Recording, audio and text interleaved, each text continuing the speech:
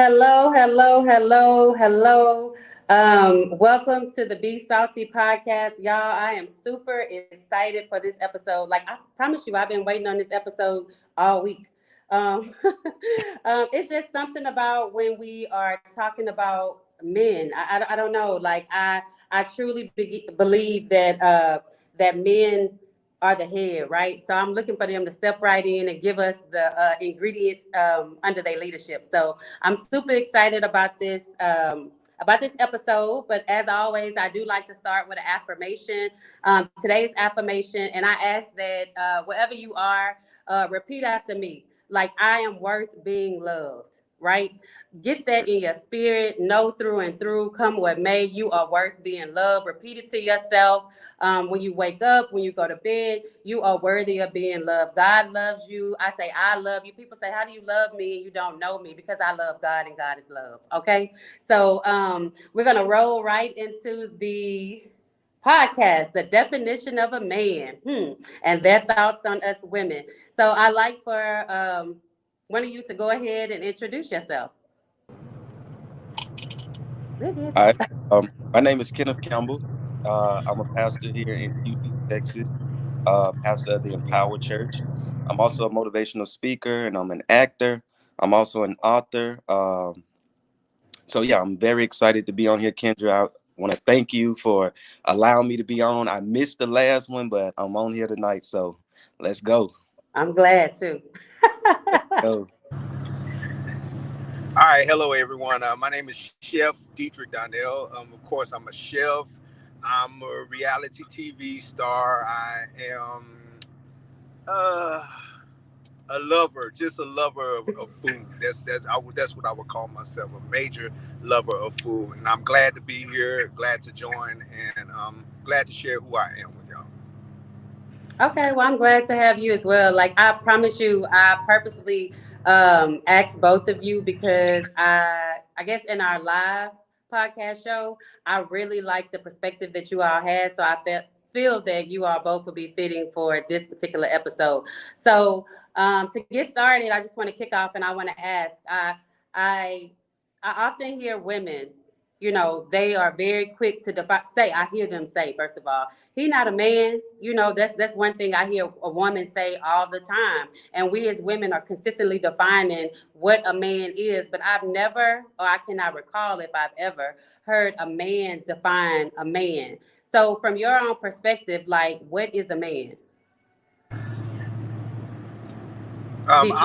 I'll go. So, when I do hear women say that he's not a man or something like that, I always feel like that actually just really comes from a place of a lot of times hurt, and also a lot of times it has to do with that man didn't necessarily do what she wanted him to do or what she thought was the right thing to do. So then the next thing is to do is to challenge his manhood and say, oh, he's not a man. Now, my definition of a man may be, I think it's very subjective, and I think that it's different across the board. So my definition of a man would be someone that stuck pretty much with what he was and said what he said and meant what he said. Let his word be his bond. I think that a man is someone who carries themselves very respectfully towards women, respectfully towards children, just the human race, even other men. I also feel that a man is a provider. You know what I'm saying? He's a provider. He's a protector. But he's also a nurturer also. So that would be my major definition of what a man is to me. Okay. Okay. You know, Kendra, that's a good question. Um, I'm 30 years old. And a couple of months ago, I just started calling myself a man. I actually didn't know what that was. Growing up, I thought it had something to do with the deepness of your voice, how many muscles you have, or how many women you have, and all these type of things. But um, about 2 months ago, I had a reality check. I went to a men's group and we were talking about, what exactly is a man. My Mhm. of a man is someone that has high confidence in himself, someone that has a vision, someone that's an achiever. Um, and once I started to look at those things of being confident in who I am and seeing that I do have a vision in life, a vision that not only that I can follow, but if I have a family that they can follow as well. And so I believe that's how the Lord wanted men men to be when he created man. I mean, we were created first. And that's why we're the head and the woman comes after. And man was created to be authoritative, to have authority, to take dominion. So all of those characteristics and attributes, to me, it makes up a man. But first you have to have that self-worth, and you have to have that value within yourself, and you have to be confident in yourself and who you are, and have a vision that somebody else can follow. I believe that's what truly makes you a man. I had to think of it like this, Kendra. If I was in a burning building and I'm a kid. I'm a kid now. I'm a kid in a burning building with a whole group of people. And to me, I would look for a man who I would consider a man to rescue me and everybody else. But what does that look like? That, to me, what that looks like is the person who has a plan on how to get us out of Yeah. this burning building. Yeah. So that's what I see a man as. And like I said, just a couple of months ago, I just came to the realization, like, wow, I'm a man. Like, that's what's up. No, that's good. That's good. I really like that. With that being said, with the things that y'all described, oftentimes we as women are put in positions to where we have young men, little boys that we have to raise alone. So with that being said, like, does a man make a man, or does a woman make a man, or is it a dichotomy of both? I, I, Go ahead, Ken. Okay, so Oh, I'll go. I'll go. okay. With me, I was brought up by my mom, right? But there were men that were very influential in my life. Without those men being influential in my life, I don't feel I would have fully been a man. My mom could tell me only what she thought a man should be, and only what she thought a man, how he should conduct himself, but she could never just make me a man. I feel that it has to be a man in your life to show you those things. If, as he was saying, as Kenneth was saying, as far as being a leader and things like that, like, it takes another man to show you how to be able to lead and how to be able to conduct yourself with your family and friends, and any of that, any type of relationship that you may have. It takes a man to be able to do that. So there were certain things that I missed out on. There were certain things that I didn't learn. But what my mom did is she strategically put people in my life, like my great grandfather and my uncle and a couple of other people she put in my life. But these were people that she felt were men.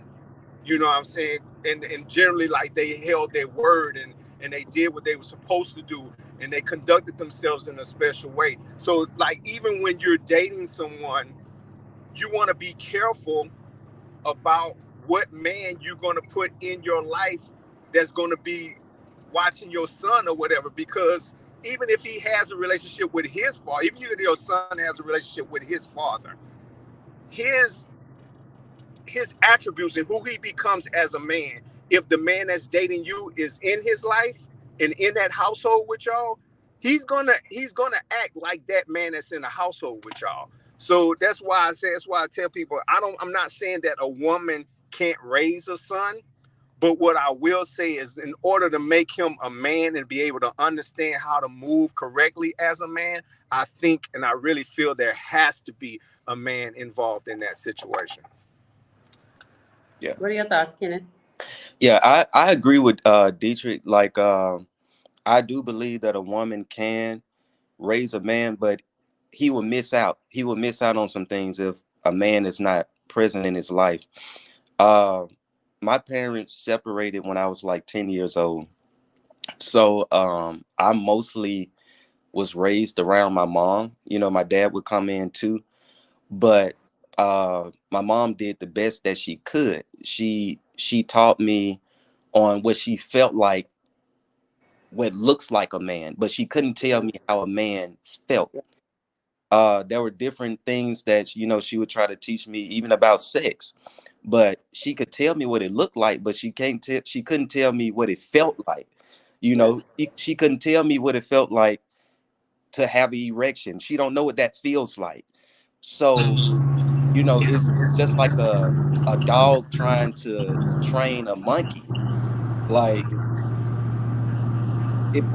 it can be done, but there are going to be some things that's so, you know, I always tell women, yes, it's possible, and a woman can raise a good man. You know, I feel like my mom raised a good man, but there were some things that I missed out on. So, and I was the same. So I raised a son. Um, I was married, but if I could be transparent, like I kind of felt like I'm raising my son, just support me, you know, like it wasn't his dad. So I kind of kept him from being able to have full range over teaching my son certain things. I felt like, you know, he's being too hard on him, right?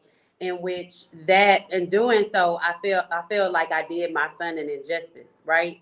So but then at the time I tried to compensate when I would tell him, like, you know, be a man, you know, be a big boy, you know, stop all that crying, you know, doing that type of thing. And I think in doing that I taught him how to suppress the natural emotions that us as human beings actually have. Like being a man doesn't take away from the fact that you have emotions, right? Right. So because I did that, I feel like I've created an adult that doesn't know how to express himself in a way, right?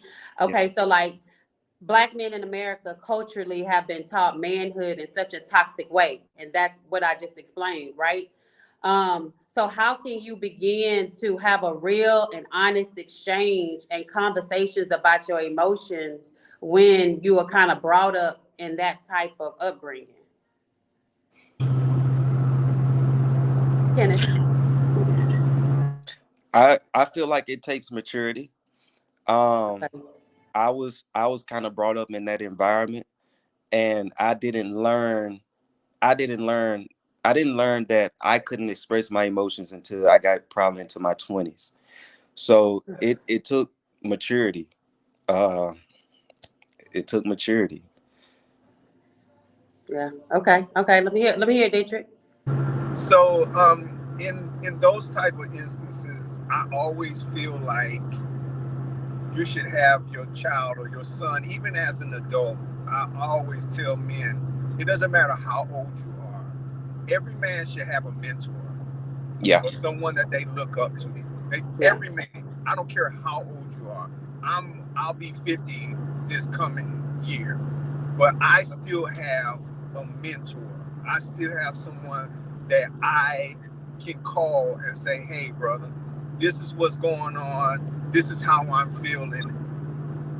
Whether am I wrong or am I right? Or, hey, can you give me some advice on how you would handle this situation? You know, so you should always get positive, strong, older men around your son, you know, in order so that he can get that knowledge that he needs. Because I mean, no matter, even in your 20s, a lot of people want to say that, you know, you're grown and everything. I noticed that we as black people, we rush our kids. We rush our kids into adulthood. Other races, you see them, they can be 25 all the way to almost 30 and they still be in the house, or they, you know, they set them up for success. But we always, you turn 18, what? Oh, you can't stay here. You gotta leave. You know. Yeah. So Yeah. so in saying that, I don't want to go into tandem, but in saying that, have a man that you know is very, strong, can handle their business, doing right in the community. Have your son, link up with this person. It could be uncle, it could be play uncle, whoever, you know what I'm saying? And encourage, cultivate that relationship. Women sometimes have to learn that y'all really do have a lot of power. And so even in your situation where, you were saying that your ex, sometimes you kind of like stop that, you were the catalyst in that. You know what I'm saying? So I'm not blaming you, but I'm saying you were the catalyst in that. So, but you could rebuild that relationship even. So, you know what I'm saying? So that because your son needs that leadership in order to know how to lead. If he doesn't get that from a man, then he's going to fail. And I always tell women, look at your son. Would you date your son? In the way that he's acting, would you date your son? And No. if you would not date your son, then you're doing him a very much so disservice, and you got to get him into a situation where he could be someone that you would date. And that's really how I feel about it. So, and I'm gonna, when you said that, you sparked something in me, right? So I listen, this preach to me because when you just said, would I date my son? And I'm saying no, because some type of way, and this in this area specifically, I feel as though he saw me in submission, right? And yet he took that submission and some type of way it carried over as control or dictatorship in some type of way. Because when I hear him now in regards to like relationship, he feels as though, oh, I'm not washing no dishes. I'm not doing this. He feels like women have specific roles, right? And that the woman has to do this role. And if she's inferior to him. And I don't know. And I'm trying to figure out, where did he get that? But now I need to, instead of where did he get it, I really need to try to figure out how can I encourage this dynamic to change Where there needs to be as boundaries. an adult, because it's an adult child now. Yeah. Where there needs to be boundaries, though. Even as adults, you have to set boundaries, and you have to say, "Hey, bro, like this is how we doing it." You know what I'm saying? This is how it's going to be done, and we're not veering off of that. And what you have to do now, which is going to be hard, because I'm pretty sure you have like spoiled him, and so in spoiling him, trying to cut that cord is going to be hard, but you're going to have to do that. And like I said, you're going to have to talk to some man that you know, and y'all going to have to sit down with him and have a real come to life conversation. You know what I'm saying? Because he's missing out on that. I would suggest, and it may take a come to Jesus type of moment, but I would suggest that it be his father. You know what I'm saying? If y'all have differences, get those differences out the way, and look, man, things happen, but we need to turn our son into a man. That's what we need to do together. You know what I'm saying? And in that manner, that would help quite a bit, to be honest with you. Good stuff. Did you have anything to chime in on that, Kenneth? Or I agree with the having a mentor. I feel like a mentor is very necessary in every man's life.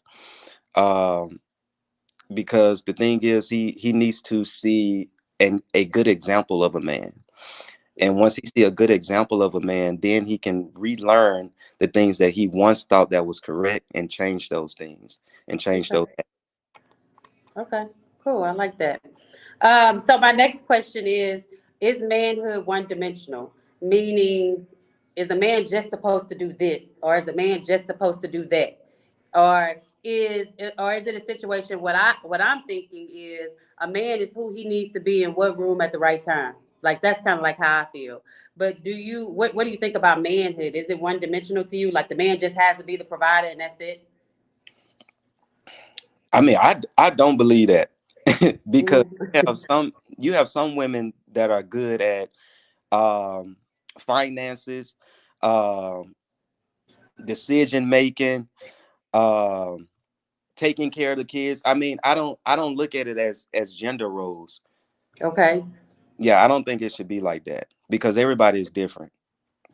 Okay. Uh, yeah, yeah. I mean, that's just it. I mean, because you got some men, they're not good at being the decision maker of the home, especially when it comes to finances. So I wouldn't even put a gender role on that. Okay. It's interesting that you say that because my next question is how do we come up with that equation 50-50? Like, is this the vision of a household 50-50? What's this 50-50 stuff? What's y'all thoughts on the 50-50 thing? I think people concentrate more on the number than what it actually really means. 50-50 doesn't just necessarily mean that I do I come with 50% or something and you come with 50% or something. It just means let's work together and make it whole. Like Yeah, you gotta look at it in a way of the glass half full versus half empty. You know what I'm saying? And I think a lot of people are like, well, I'm not doing 50-50, or because I mean, there's gonna be some days where I might be 70 and you might be 30. You know what I'm saying? yeah, And that's fine. I'm still supposed to, because a lot of people need to look at a family. You got to look at a family like, and I hate to say it in this way because then it turns it into a money situation, which that's not what I'm turning it into, but mm, it's a business. And in order for a business to run, someone has to take the slack at times. You don't have to take the slack all the time, but you have to take up the slack sometimes. And you shouldn't have an issue with that. There should not be an issue or say, well, you didn't do your part, so I'm not going to do my part. Well, guess what? If we both don't do our part, then our business, our family is going to fail. yeah, And so, because you don't want your family to fail, then that means out of love, you do. Sometimes you may have to do more, and that's fine. There's nothing wrong with that because it's love, and it should be unconditional love. yeah. So let me pose this, and y'all gonna be, I mean, as honest as possible, because I'm talking about myself. But listen, I'm one of those people that can take it. Like I stand to be corrected. Okay. So for me, I feel as though early in 20s, 30s, I'm saying early to mid 30s. I feel like okay, that applies, right? At the age I'm at now, because I have experienced some things, right? Mm-hmm. I'm coming into a situation to where you're going to at least make what I make or more, right? Mm-hmm. Look at Dietrich face. That's how I'm feeling. Or you're gonna make pretty close to what I make and manage your money well, right? Mm-hmm. Because I have had too many experiences of where I've had to carry the burden financially way too long, right? I think I posted today. I asked a question about women just wanting to be able to be a woman, right? If in fact we're talking about the man wants a woman to be submissive, and that's the biblical and traditional way of doing things. But however, submission falls under the submission of the man under God, right? But if that man is under that leadership or under that submission of God, right? Then traditionally he should be the provider, but it doesn't mean that I can't help provide, right? Yeah. But when a situation arises and let's just say he loses his finances in that moment, um I shouldn't have to carry the burden too long. Meaning, you shouldn't be comfortable with me Right. carrying a financial burden by myself. So when Right. that percentage turns to 100% to zero, I feel like this is a lot of the reasons why marriages fail. Yeah.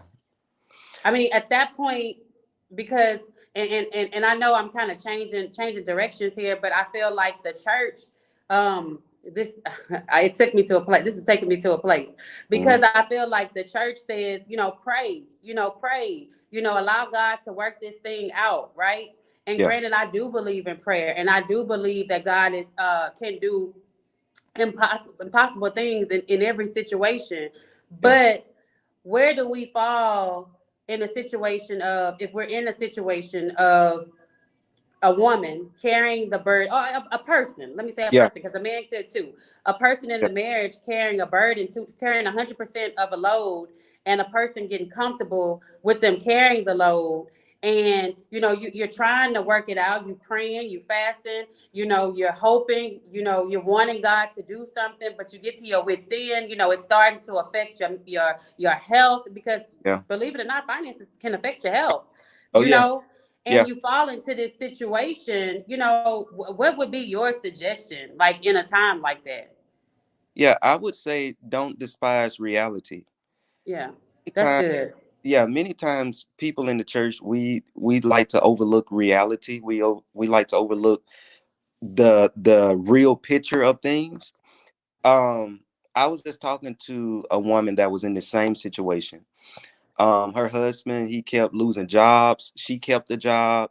And once he lost his job, she was telling him like, hey, the children need clothes and our bills. I can't do this all alone. And his suggestion for her to do was to pray about it. And this is a Christian couple. And so I was like, I can't agree with that. I mean, faith without work is dead. So if you just praying about it and you're not actually putting in the work to see the manifestation, like nah, like at this point, this is ridiculous. It's a waste of time. I encouraged her to leave him. I'm sorry. I'm sorry. I mean, this has been an ongoing thing, and reality is right in your face, telling you like, hey, this man is not going to work. Why are you still stuck in this situation when you see you just need to just get out of it? So, I mean, to answer your question, I would say to face reality. Don't overlook. You know what? I can really appreciate you saying that. Not many in ministry would say that. I feel as though God is He's a forgiving God, right? Yeah. Because the first thing that you will hear is somebody say, God hates divorce. And granted, Mhm. I never encourage someone to go through divorce without exhausting Right. all Yeah. of your resources, without praying, without fasting, without putting forth long suffering. Like, of course, Yeah. I would never encourage that, but like you're saying, realistically, when reality sits and you're looking at this thing and you're seeing that, hey, this is starting to be more hurtful and harmful to me, why are Yeah. we not facing reality? Yeah. And you was right about the whole health situation. Like she was becoming sick. Yeah, Like it was bad. It was bad. yeah.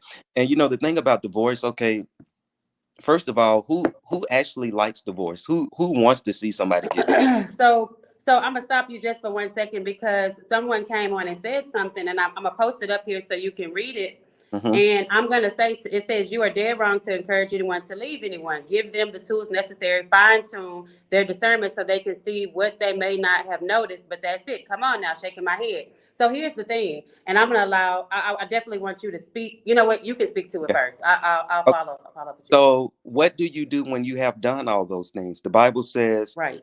seek wise counsel. Once you Exactly. sought wise counsel, once you prayed about it, once you fasted about it, and like I say, sometimes God wants us to see the reality of things and not overlook the reality of things, the truth. The Bible says that the truth shall set you free, meaning that you may hate that truth, but it'll set you free. Yeah. It's going to Yeah. set you free at the end Yeah. of the day. So the thing is, you got to do what's best for you, because the thing is, we can get married. A person can get married, but they can drop the ball. Yeah. One person can keep the ball bouncing, but the other person can drop the ball. At that point, what do you do? Right. Yeah, You so I'm in 100% agreement with you. Being in a position to where I was actually in, ministry and, married to a pastor and experiencing the things that I had to experience from adultery, abuse, physical, mental, spiritual, emotional, finances. I think I experienced everything in that one marriage. And mhm, the only thing that people kept telling me was to pray and get and hold on to the strong arm of God and allow people to give me the tools. You know what? When it came to a point to where it challenges my relationship with God, or it begins to start separating my relationship with yeah, God, I'm yeah, making a choice, and the choice is yeah, going to be God. It's not going to be this individual, and that's yeah, kind of like where I see how I view things. Anything that separates me from the love of God, gotta go. yeah, yeah. That automatically lets you know like something is not right. Yeah. Something is not right about this picture. And the Bible also says that the Lord makes us rich, that it adds no sorrow. If you're constantly receiving sorrow in a situation, especially a relationship in marriage, you probably need to overthink that. And sometimes Yeah. we get married to the wrong person Yeah. from the Yeah. get. Yeah. So I'm gonna keep on rolling here. So now we're gonna talk This about is like the good. aspect of men and sex, right? Yeah. Why is it that you think that ladies value provision and men value sex? Like, is that something that you feel like is what we were groomed to do or born to be that way? What are your thoughts on that? I do think our environments play a huge part in it. Our upbringing plays a huge part in it. I would say that. Yeah. Okay. I agree. I agree as well. So um, here's something I want to say. Why do we think that God made us with an appetite for food, but didn't make us with an appetite for sex? I wanted to say comma, but Oh, I'm this gonna get that this first. is good. And when I say that, meaning that why do we avoid the topic of sex? Why are we so avoiding that? Just like, I don't know. I feel like in ministry and church, I almost am afraid to say it. When I'm talking to a minister, like, why is it that do we not feel like sex came from God? Like, Right, right. I don't know why that's such a avoided topic. Like, because there's nothing wrong with sex, and I believe God did give us an appetite for sex. yeah, Um, Now the thing about it is, it's about the self control of the sex. It's about the lust, the spirit of lust yeah, when it comes to sex. So, I've heard people, pray prayers like, Lord, don't, I don't want to lust after this man. I don't want to think about sex with this man. But honestly, I don't think that's the way how we should go about it, okay, because sex is good. Sex is good, and sex brings on a liking, it brings on a relationship, and it brings on a marriage. You cannot X out that sexual part of a person that you're interested in. So I think we actually pray that prayer wrong. What I think we should start praying about is self-control. yeah, And that's yeah. with anything. That's with food, that's with shopping, that's with different shows on TV, social media. Self-control is the problem. It's not sex. I agree. So, like, I feel like if a man comes into contact, because I feel like men are hunters, right? Naturally, you do have some women that hunt, but men are hunters. Yeah. So, quite naturally, when a man meets a woman, he has oh, Dietrich is trying to get back on, but I don't know what happened. Quite naturally, when a man meets a woman and he says, "Hey, I want to be straight up with you. Like, I have a high sex drive, right? If this is in conversation, not a first conversation, but this is in conversation of dating, right? And he Yeah. expresses that his sex drive is high, right? Hmm. But he gets in a situation with a woman who may have a low sex drive, right? Mm-hmm. Oftentimes we as people try to change people, but the fact of the matter is we are who we are. And so my question to that is, what I wrote here was, what happens when you've created an appetite for gluttony for yourself and you meet a healthy woman, right? It's kind of like the Mm-hmm. situation I'm in, but you almost spoke to it because you were talking about the self-control of it. In Yeah. my mind, I think of that situation like, if I'm thinking about food, can I live in a house with a person who's only feeding me once a week? Mm. Right? If I Yeah. can't live in a house, if that's just not humanly possible, right? Right. So Yeah. why do we put ourselves in situations to where we are faced with this type of self-control in which we may not be able to withstand? Yeah. Do you feel like the spirit of lust takes over? Do you feel like what are your thoughts?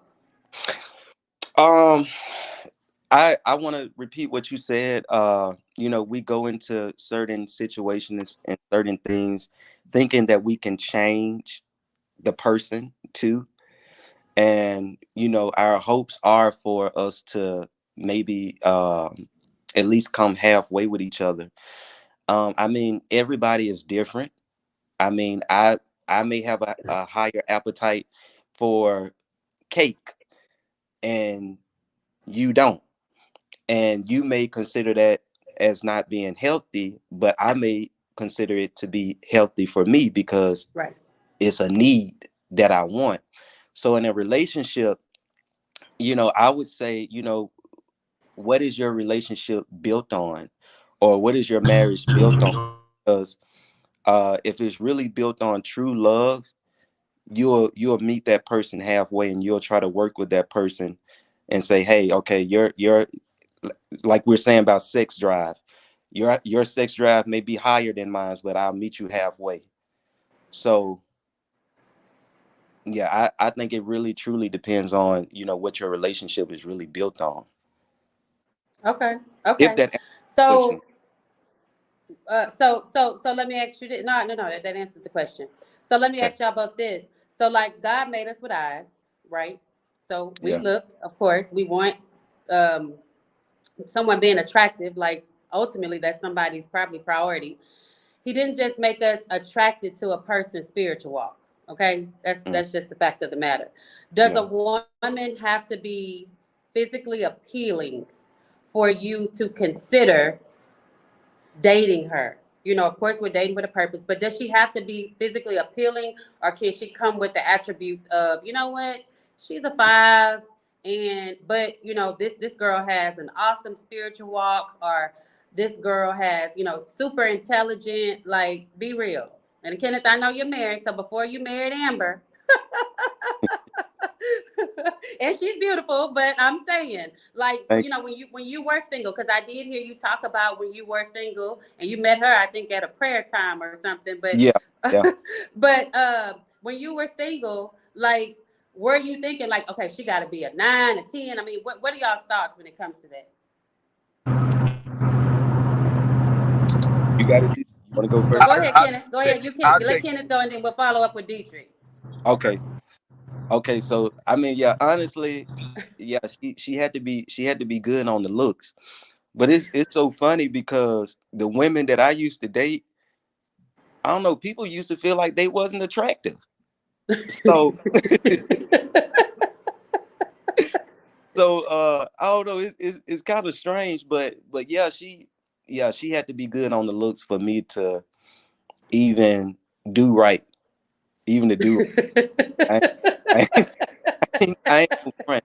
I ain't gonna front. And I mean, there were some women that, their spiritual walk was so beautiful that it it overshined the beauty in the face, I would say. uh but like I said, those women were the ones that I really thought that was attractive, but other people didn't. So I guess it really doesn't matter. I mean, if you're really beautiful on the inside, it really shows something different on the outside if it's not that. I'm looking sideways. Let me hear what Dietrich got to say. All right, okay. So I said that nice as I could. So A strong 5, Dietrich. so politically speaking, it doesn't matter. Realistically speaking, it matters. We use our eyes. We're visual. Men are very visual. You know what I'm saying? That's why we can notice things and stuff like that. People are like, how you notice that? Because I'm very visual. I look at different stuff. She may not be a 10. She may not be, but a lot of guys generally want somebody that everybody wants. They don't want, you know what I'm saying? They don't want the girl. That's why a lot of times when you see like nerdy girls, people don't holler at them until you see them out of that nerdy. And then you're like, oh wait, this is who she really is. You know what I'm saying? But before that, she might have been your tutor and you was just cool with her being your tutor. But then it's like one day y'all go to, you know, a bar, or you go to a bar and you see her out in a different setting, and now you like, oh my God, I didn't know she was that fine. So in fact, I know for me, I want somebody that's gonna match my swag. Yeah. That's gonna what? Match my swag. I I agree. want to walk into a room and people say, wow, they're a beautiful couple. Mm-hmm. Now, there have been some beautiful, there have been some decent looking women that I have dated before, but then I always found myself looking elsewhere. That's what I was trying to get down to. If you get an average girl, a girl that you feel like is not beautiful to you, Right. do you wander? You're gonna, because if you see a beautiful dime piece walk right past, you're gonna look. You know what I'm saying? Like, you're gonna look. Wander. Okay, with the men though, that's the same kind of. No, so Kenneth spoke of self-control earlier, right? Yeah. Right. So what I think is, I think we all look, first of all, men and women. Like I look at other women. Like, so we look, right? Mm-hmm. I look, you're looking, we have eyes. So I look, but do you wander? And when I say wander, maybe I should use the word entertain. Oh, I have entertained before. Yeah. I have entertained. So do you feel as though because that was a person who did not meet the type of woman that you were looking for? Honestly, to be honest with you, I don't think, when it comes to that, I don't think it has anything to do with looks if a man wanders.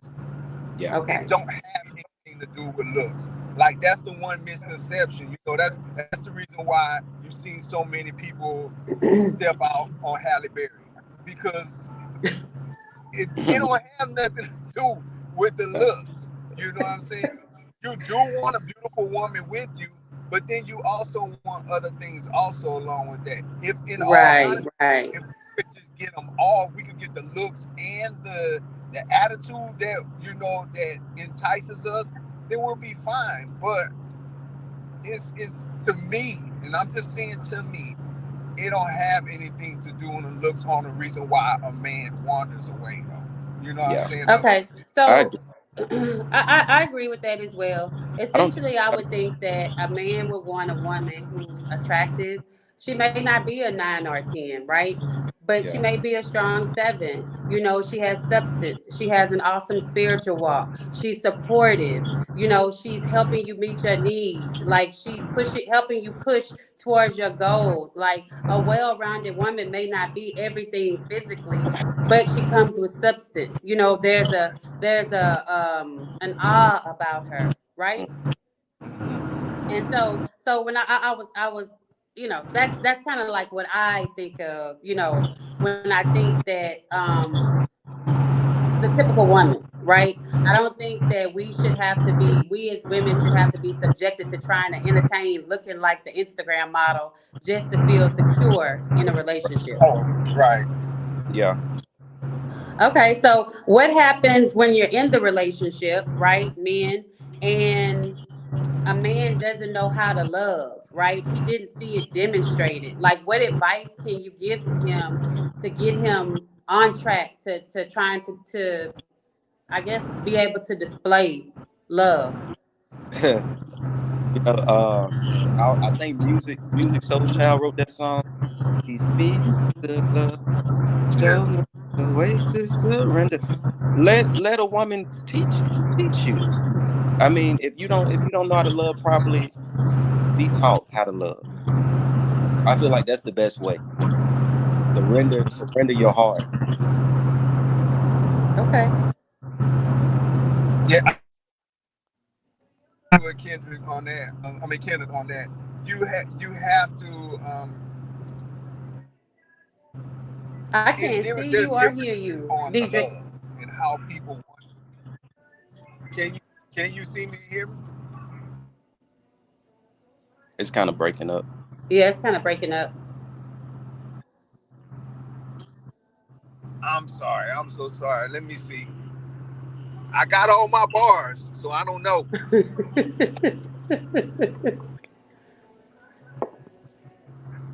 Let's see, Kendra. I'm Uh, listening. yeah, just to piggyback off what I said about being taught how to love. I really didn't know how to love until I started dealing with cougars. Let me Yeah, hear it. yeah, I've had some cougars in my day, and man, they taught me everything. An older woman, or just a woman that knows how to be a real woman, know how to teach a man how to love. Yeah. Yeah. Yeah, That's good stuff. Yeah, the Bible says that you can win them over by your actions, right? And yeah, I kind of that's how I feel in every aspect, not even just the love part. So someone said here, can we flip that question? Can we flip that question to women who don't know how to love? Like my last relationship was this way, right?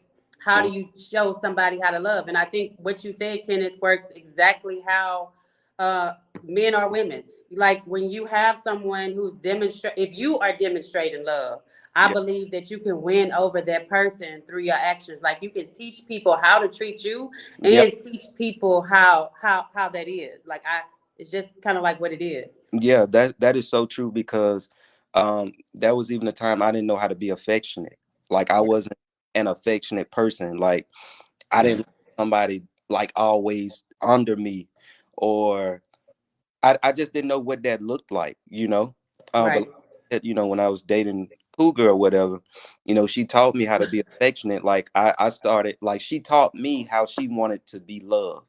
And then I started teaching her how I wanted to be loved. And once she started teaching me how she wanted to be loved, like I'm like, okay, yeah, this is good. This is nice. Like, okay, you like to play in guys' hair. Okay, cool. You like rubbing they beard and chin, that's affection. Yeah. And so, once she started teaching me the way how she likes to be loved and how she likes to display her love and affection, it started rubbing off on me. So I think that's a good way. I agree. So, like, one thing that I like to say too to people who or I would like to say to people who struggle with, sharing their emotions or, maybe emotionally detached in some type of way, like, you're going to have to, in the process of being able to get comfortable, you're going to have to understand that you're going to be uncomfortable. Like, it's Right. going to be an uncomfortable situation. Like, things may even annoy you, Yeah. Yeah. to an extent, because it's not something that you're used to. And so with anything that you have to change, like there's gonna come some, periods of being uncomfortable. Yeah. Be open. Yeah. So what would you say? I'm gonna shift gears here. Well, first of all, before I ask that question, let me get Dietrich back on. Y'all, please forgive Dietrich. He is actually en route from out of town, and we did not want to leave him out of this live. So please forgive us for having to go in and out with Dietrich, but his perspective is definitely necessary. So, Dietrich, are you with us? Yes, I'm here. Okay. Okay, so this next question is, and Dietrich, you go ahead and leave with this, okay?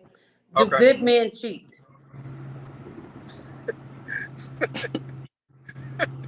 Okay.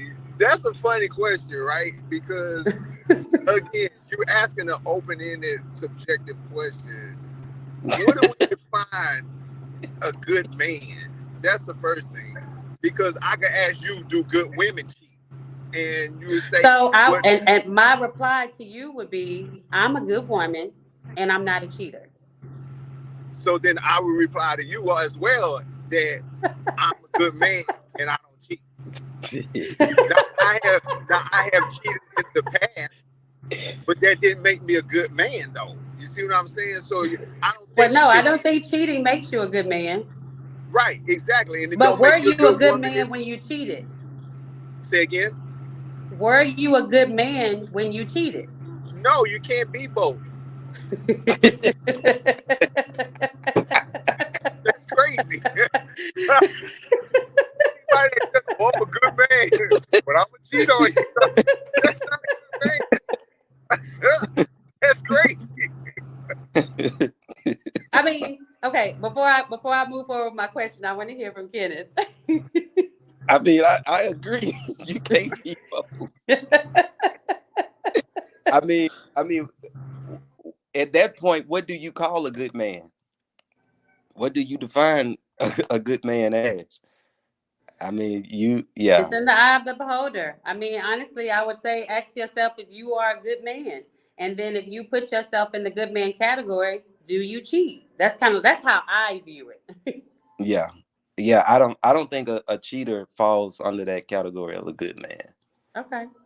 Okay. So what would you say to a single man or single men who are desiring to get married when they ask you, do all men cheat?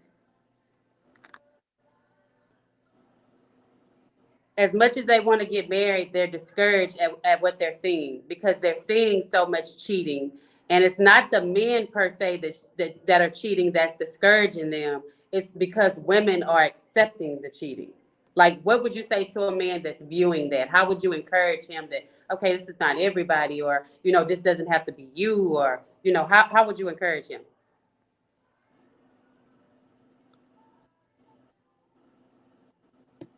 Okay.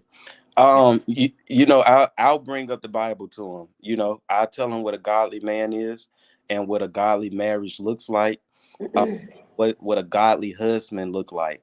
And I'll tell him about those principles of self-control and building your marriage on a foundation of love and trust and honesty. Just because the world display that image of women allow cheating, that doesn't mean that you have to do it. And I also tell him the effects of it as well.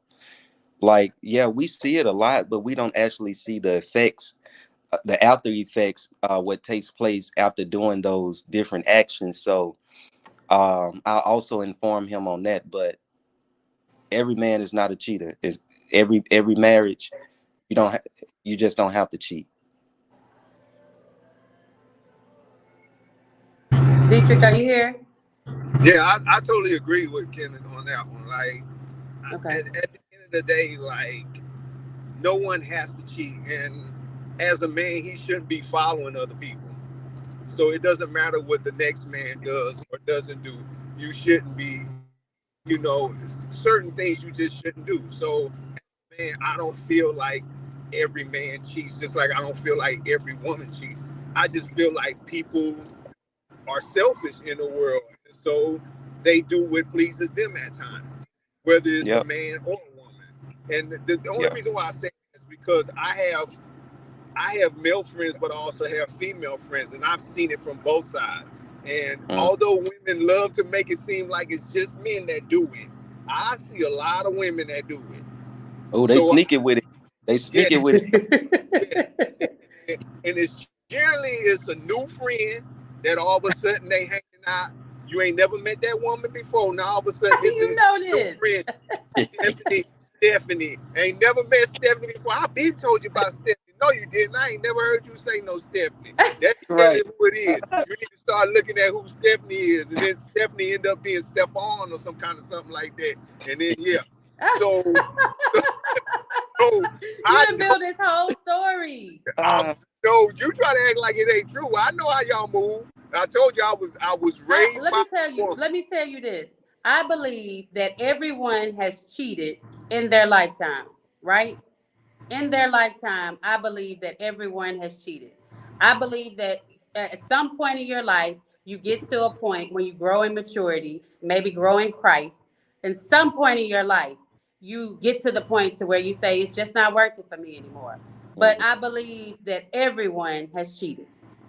Yeah, I mean, because cheating is basically anything that you won't do in front of the other person that you with. Yeah. It got to just be sex. Right. Yeah. So if Yeah, the 'cause we same like to make single it seem like person, it's different lines. what was that? We like to make it seem like it's different lines, but I mean that's the simplest way to define cheating. How Kenneth said that's the best way to find. There's no like, oh well, I didn't do this, so that doesn't make me a cheater. No, and if you can't do that in front of that person that you calling your mate, then that's cheating. If you do it and you're not really supposed to do it, then that's cheating. Yeah. Right, right. So what would you say to the same single person, the same single man, right? So monogamy is a choice, right? It's a natural thing. It's our societal standard, right? And some religious standards, as well as polygamy is, right? Hmm. How do we figure out where we fall in line?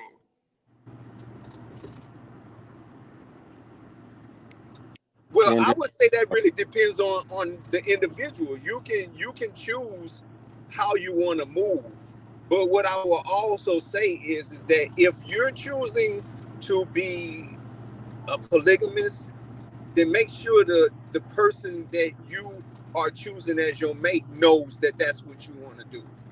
Or Mm. if you're choosing to be, if you're just gonna be with one person, then make sure that that's you talking to that person. You make sure it's just communication. Y'all have to both speak to each other and see what y'all actually want out of life. What is the thing? Because a lot of times what ends up happening is people are who they are, right?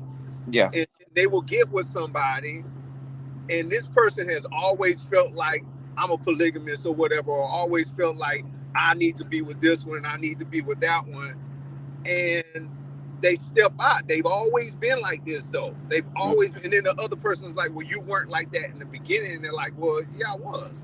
You just didn't ask me what I felt or how I wanted to move. So I just feel like communication can stop a lot of that. Now, of course, people lie, and that's a different animal within itself. But communication to me is the key on knowing. You just got to be honest with each other, and I feel like once you're honest with each other, then that person can make that decision on what they Okay, want to be, or if they don't want to be about that. Yeah. okay.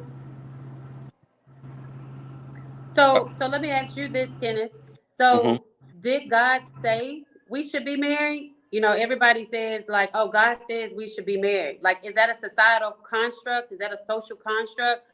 Or does it say in the Bible that we should be married? No, marriage is not for everyone. The Bible talks about the enjoyment of being single. Um, so no, marriage is not for everyone. It's a choice. It's a choice. So It's yeah. so It's when not. oh no, go ahead. Yeah. It's not a demand or a commandment. So when you find that like people are not you, but when people tend to pressure other people because they're like, oh, well, you should get married, and this is what God wants. Well, this is God's expectation of you. Like, Mm. what would you say to that person if you're a person who has chosen not to get married? Um,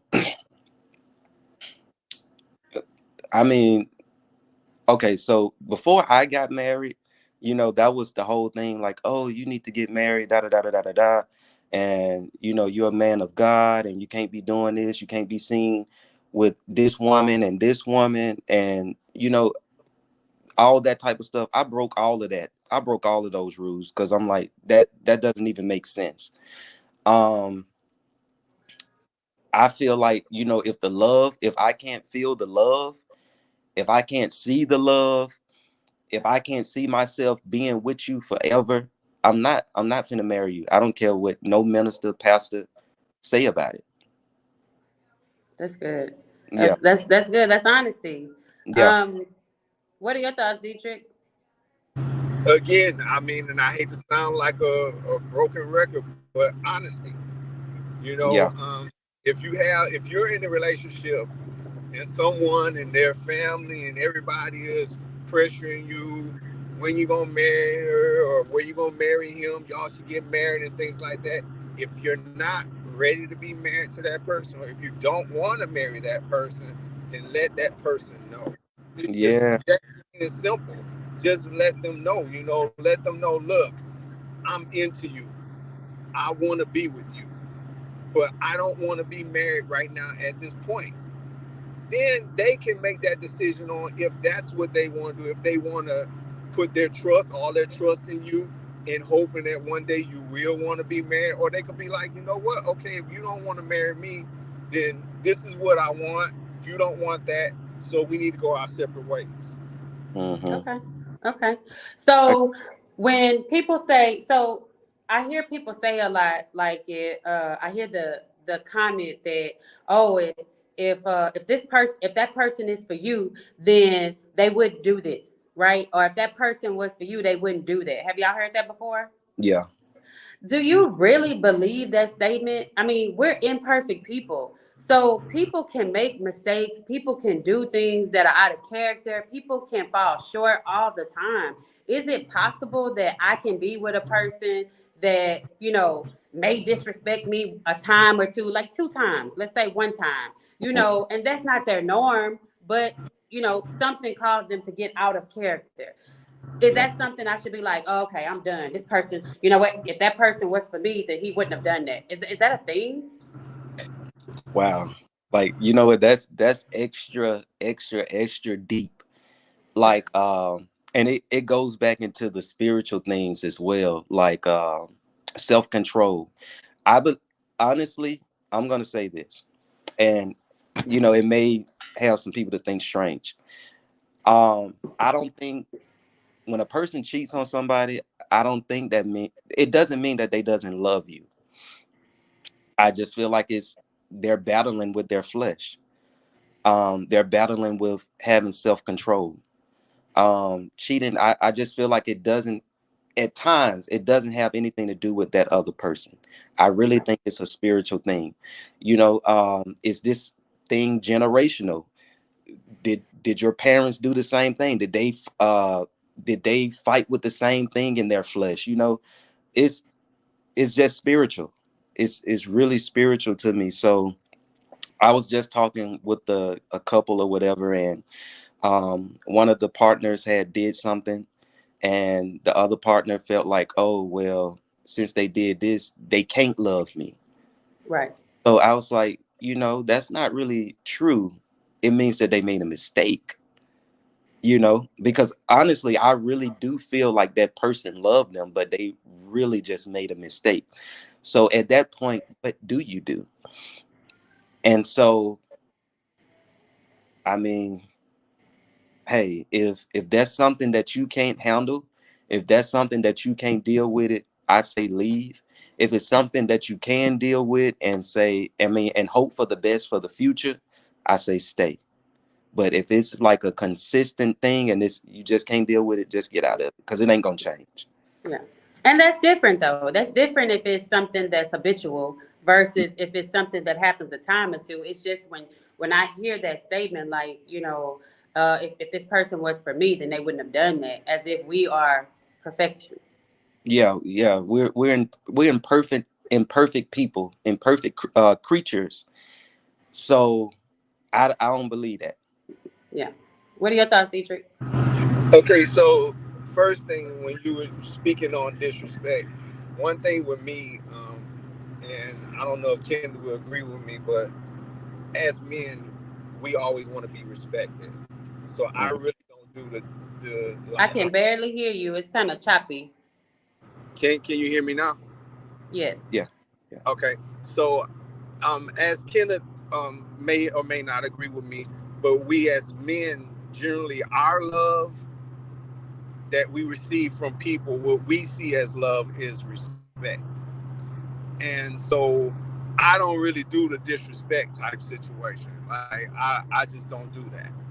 But what I will say is that, and I'm a firm believer in this, if a man really loves a woman and really wants to be with that woman, he will climb mountains, hills, swim in sewage gullies. He will do whatever. He will fight alligators and bears if he have to please and to be there for that woman. I will say that. Now, I will also say that in, for instance, cheating and things like that, men don't cheat because he doesn't love the woman. That's not what happens. It's something deeper inside, because it's really only sex, to be honest with you. It's really only sex. It's not even that the woman was finer, or it was just, maybe it might have been something about that woman, one little thing that he liked about that woman. You see what I'm saying? It could be any of those types of situations. So I don't want to go off into another tandem, but yeah, I don't really do the disrespect thing. But I really want to say that, like, in the man's case, there's certain things that a man will do that you'll know if he loves you, and then there's certain things that if he don't love you, he's not finna do that stuff. And it's just point blank and simple. I feel that way about men because I know how we act and I know how we operate and how we are when we see the woman that we really want to choose. We'll do some crazy stuff.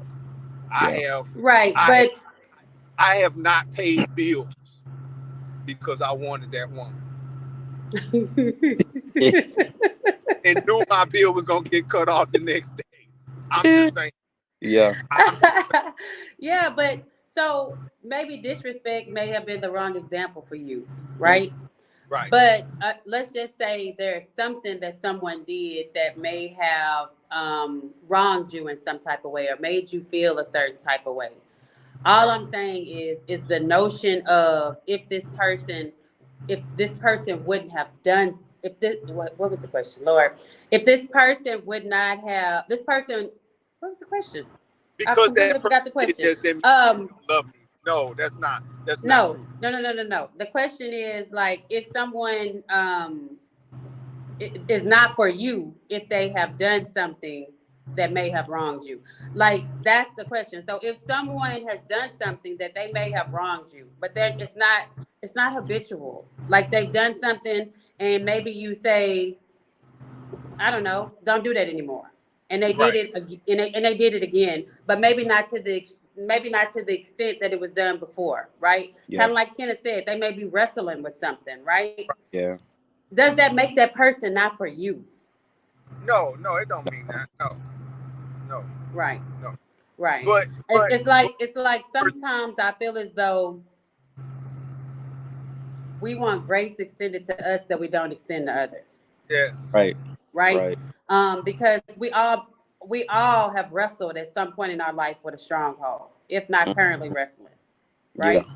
Yeah. And so I just personally feel like that just because this person does this or that does not mean, oh, this person not for me. Maybe this person is in a season right now where they are in a wrestle, you know. Yeah. And so maybe you can pick up after that season. I don't know. Maybe you can, go through that season with them, but it doesn't necessarily mean this person is not for you.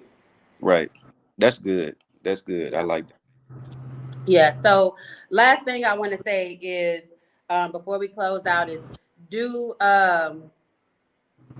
you marry who you are, or do you marry who you're becoming?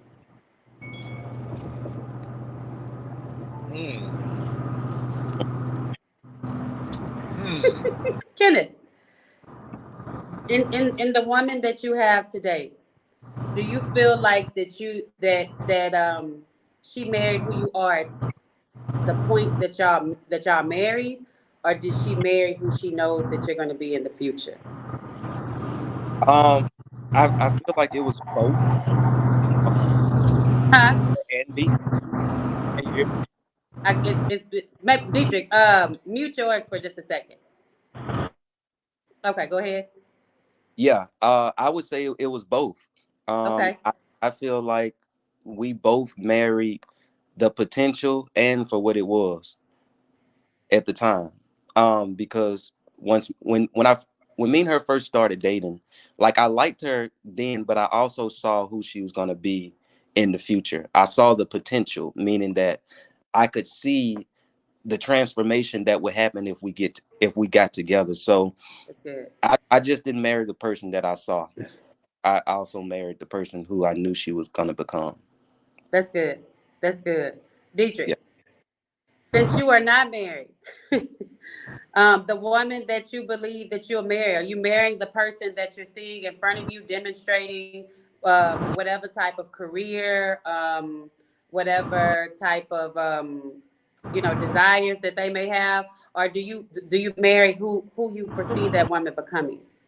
I would say who I perceive them of becoming.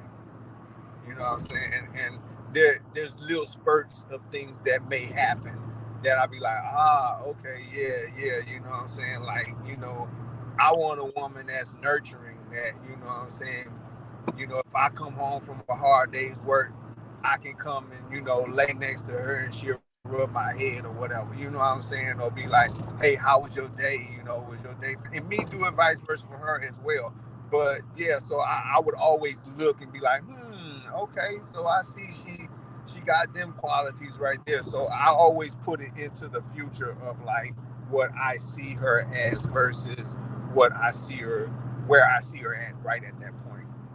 And what about yourselves? Do you feel like that you want that woman to marry you as the person you are right now, or where you see yourself, in the future? Like, do you want that woman to marry the person that you are now? Uh no, the person who I'm gonna be in the future. You know, before I got married, I always used to me being a minister, I always used to date the opposite. Right. I would date girls that love going out partying and drinking and smoking, getting high or whatever. And so that's just what I was attracted to. And I don't know. I don't know. Let But me ask you this. It's funny that you say that. Did you find that to be a project for you? a little bit. A little bit. Yeah. A little bit. I only asked because my ex, of course, was a minister as well, and I was in the streets. Yeah. I was in the streets. Do you hear me? Every Thursday, Friday, Saturday, and Sunday, I was in the streets, and yet I'm like, why are you wanting to date me? Yeah. I don't know. It's just like them type of women, they just fun.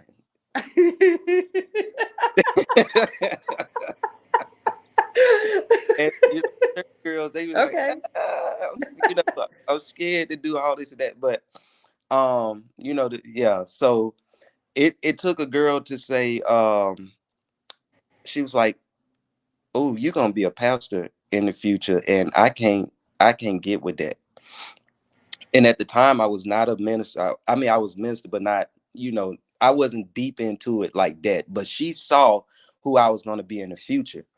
And so I'm like, okay, well, wow, if you can't accept who I'm going to be in the future, it's really no point of us even being together. Yeah. So I guess, when it comes to marrying the person who they are and who they're going to become, you also have to look at that quality of saying, are they going to be submissive to evolving to who I see them to become? So I feel like they have to have that quality of submission, like willing to change to a better person, willing to evolve into a better person. Like I can say my wife now, when we first met, she wasn't a great cook. She wasn't a great cook, and I knew this. And so, but I can look into the future, like I'm like, okay, she's very submissive, and I can tell that she's gonna be willing to work Yeah. on, Yeah. so she can be a great cook in the future. So That's what really made me marry her, was that quality of being submissive, of being willing to change and to evolve. That's good. That's good. Dietrich, Well, me, because I'm at the age where I'm at, I what would age like. is that? I'm 49. I said that earlier. Okay. Not scared of my age. So what I would really rather a woman accept me for who I am now. You know what I'm saying? It's because if we get together, then I'm going to be the leader, and that's who I am now. So all I can ever really do is progress from this point. So I don't want to be, you know what I'm saying? I don't want you to see, oh, well, he's got potential. Well, then that means, what if I don't grow from where I'm at now? Then what? You know what I'm saying? Then where do you see me as? Or who do you see me as? Or how do you look at me from that point? You see what I'm saying? So I want her to be able to accept me for who I am right now, knowing that I am progressing still, but Yeah, accept me for who I am right now. You know what I'm saying? Then we can go up from here, but accept me for who I am right now. If I'm gonna be your leader, then do you see me as being your leader? If you don't see me as being your leader, then of course I'm not the guy. Yeah, yeah. I mean, mm, yeah, and that goes back to what you said initially, communication. Right. commun- communication. Yeah, I definitely want to marry who I'm becoming because I foresee myself being a very, busy person, just doing a lot of things, and I definitely need support from the person that I'm going to be with, and I need there's a certain level of support that I'm looking for, right? yeah, And not saying that I'm not, I am willing to reciprocate that support, but it's a certain level that I'm looking for. I may not be doing as much now, but I know I shall be doing a lot more in the future, God willing. And yeah. so that's just what I know I need, just so yeah. I'm gonna be with who I'm becoming, right?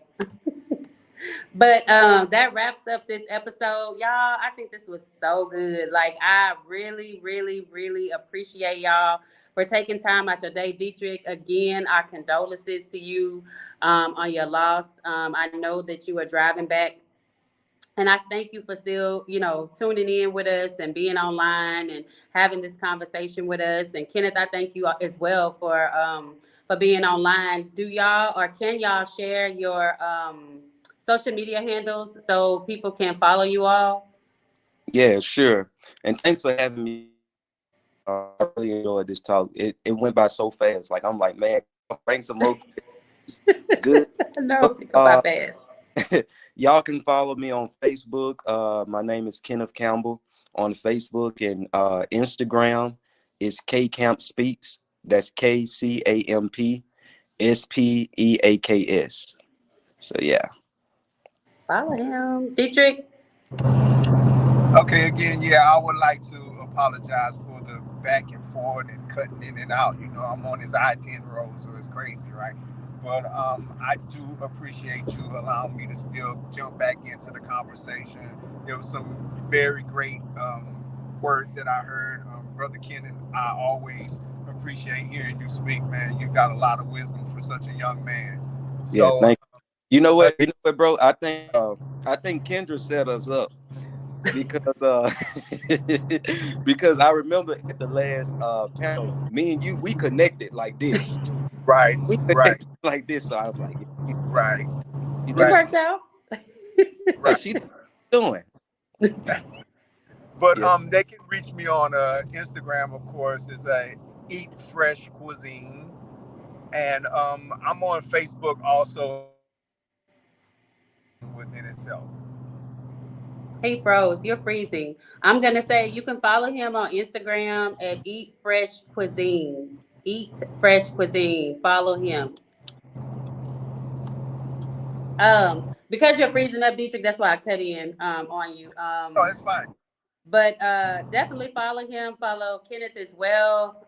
Both of them are good in their own areas. Kenneth has a church, Empower Church, and they meet on the first Sunday of every month. Like, definitely go out and visit. I guess when you follow him on social media, you'll be able to see the address and things. So definitely follow him on that. Support Dietrich as well, Chef D. Follow me as well, right? On Facebook, it is Be Salty Group that you can follow. It is a private group. We definitely have different conversations daily that we're doing. This year, we're definitely going to get into doing some volunteer work. I think we're going to plan a group trip I'm trying to work on. We have a meet and greet this Saturday. So if you are in or around the Houston area, definitely come out this Saturday at 6 p.m. It'll be from 6 to 9 p.m. It's going to be in the downtown area. We're going to be at FYC. It is on Main Street. The actual address is 108 Main Street, FYC. Finish your champagne, I think is what that stands for. But definitely come out. They're actually opening up the venue just for us.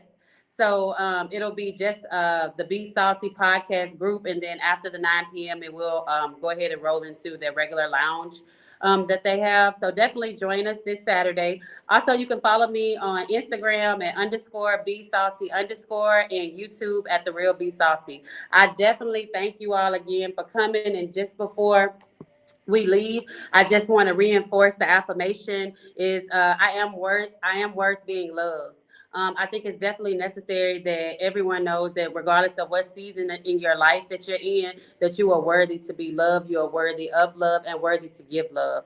So don't allow anyone to tell you anything different. Keep that on the forefront and say it every day. I definitely thank you all again for tuning in. And as I always say, season the world with salt and be salty. All right, bye y'all.